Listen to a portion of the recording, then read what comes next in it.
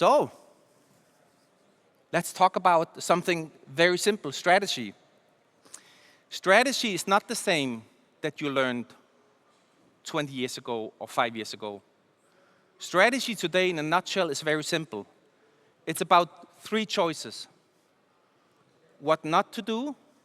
Within the what not to do, you define where is it you want to play to win.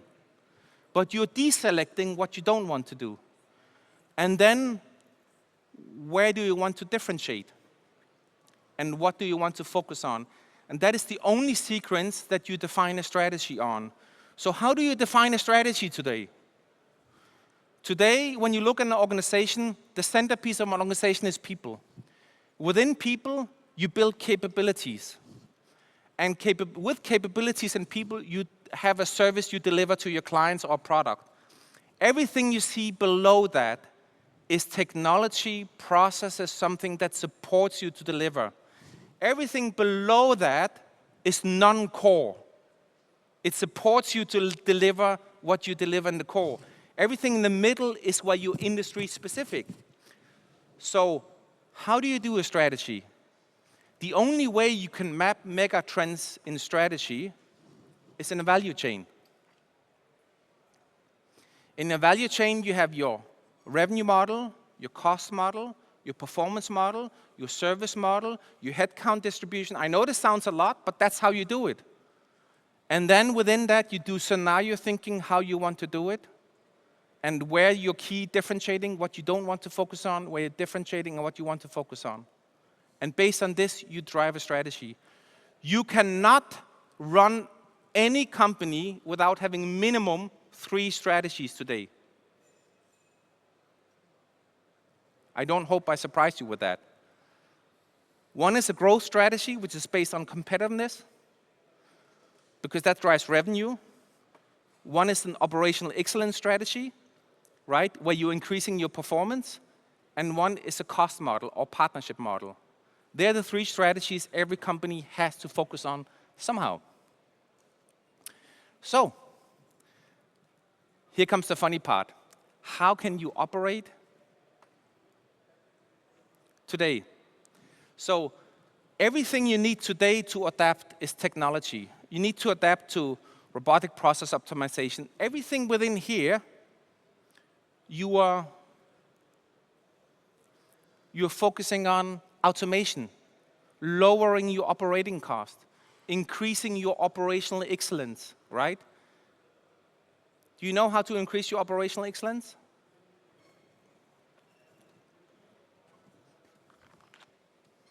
I know I've gone a little bit over time, but I think they will survive.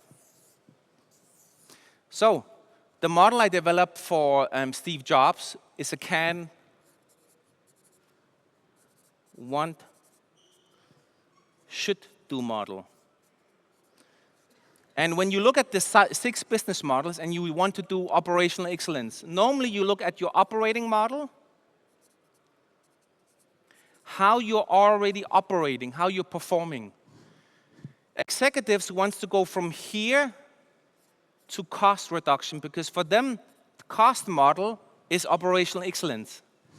But this is like the danger zone. This is the death zone. This is where you should not go. This is where you cut to the bone and you destroy value. You normally go down to look from your operating model to your performance model. What is it you should transform internally? What it is you should transform externally. So transformation is changing your current abilities to adapt to something. And innovation, you invest in new capabilities to put it into your business. And then you have the cost model. Then you have the sweet spot, which is operational excellence. This model you use for any aspect. If you want to grow, you want to say your operating model, or you do your service model, then you look at your value model, and then you look at your revenue model. So you use these 6 business models and interchange them forth and back. That's actually how you do strategy today, just so you know, right? This is what you do with the big companies, and I'm sharing with you so you have the same abilities. It's not rocket science, but it's actually based on real stuff within the organization. So, what is then the big opportunities you have?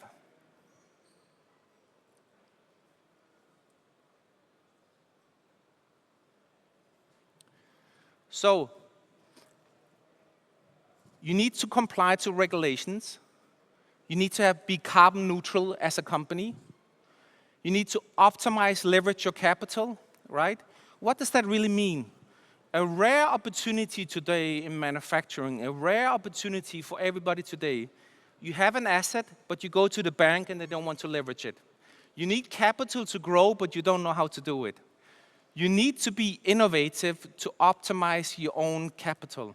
So when you look in manufacturing, you should focus on inventory financing. When you look as an IP, you need to leverage your IP as a capital.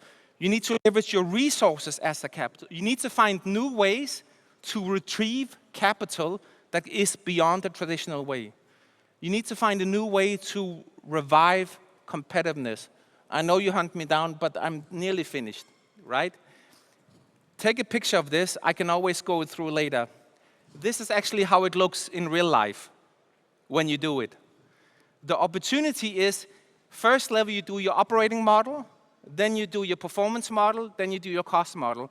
That brings you no more better than anybody else. Then you need to put the gear in and to say, where do I need to go? Which level of competitiveness do you have, right? There are 6 different levels of competitiveness, and where do I want to play with my product where? And by this, you are designing how you play. Even though I've done with many companies where you have all 3 strategies, depending on, this is a product that is running out of life cycle, I'm going for hyper competitiveness. This is a product where I can really leverage in the future, I'm going for this, right? So this is my closing element, I'm coming for you, right? You are all sitting here, you come here to look for opportunities, you come for something to sell, you're looking for new networks, you're looking for something, right? This is one of your greatest opportunities to put yourself one step behind and look at the people and bridge, connect, listen to something new, and partner.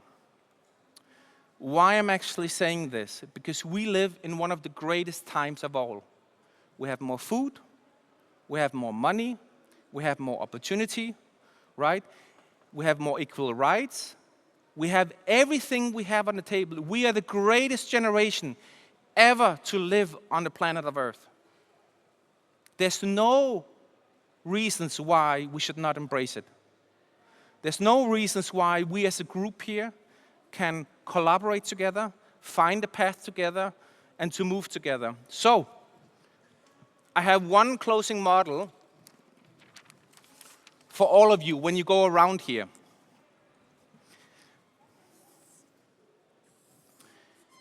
When you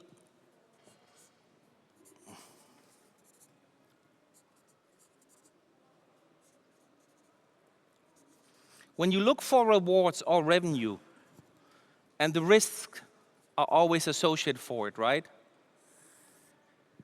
When the risk is higher than the reward,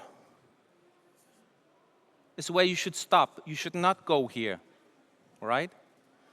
When the rewards are higher than the risk, you should go here.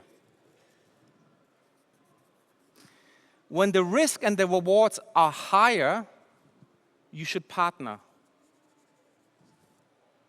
So this area, you see everybody around here. When you don't have capabilities in the area, for you to invest in this will take more time and you will probably have a higher risk with it. So this is where you need to partner, right? So what is it that makes us human? We connect, we support each other, we invest in each other, right? People see me today as one thing, but let me tell you a personal story. I come from an element where I was young, I'm double dyslexic, I've written 7 books. I've been stuttering all my life. The reasons why I don't stutter is because I pace up, right? I had a teacher when I was very young. Come from a normal school, I was sent to a special school with people in wheelchairs, with handicaps and so on. I was young, I had an inability to communicate. I was really, really frustrated. I had one German teacher that invested time in me. He had terrible coffee breath, but he invested time in me, and he identified to me that there's nothing wrong with me. He helped me to overcome my dyslexia, and he told me one thing that stuck with me in my life. He told me, your key skills is because you're dyslexic, you can see patterns. And that is the path I followed throughout my life. Because I used my biggest weakness as my strength forward. So most of you sit here, you have failures, you have weaknesses. Use your weakness and see the double side of it, what is the core strength of him, right? I was at his funeral in the beginning of 2000. I was the only person at his funeral. And I wondered, what does it take for another person to invest in somebody else without receiving anything back? Now I'm getting emotional with it. It's the same thing that everybody of you do. You have dreams, you have visions, you have ambitions. If you want to achieve your dreams, visions, and ambitions, you cannot do it alone. You need people to believe in you. You need people to invest in you. You need people to collaborate with you. You need a platform like this where you are able to collaborate. So use this opportunity to don't put your product out, but listen to what other people have to say and find a way where you can collaborate. If you're interested to participate in the bio revolution, go to Joanna, she's right there, right? Thank you very much for your time.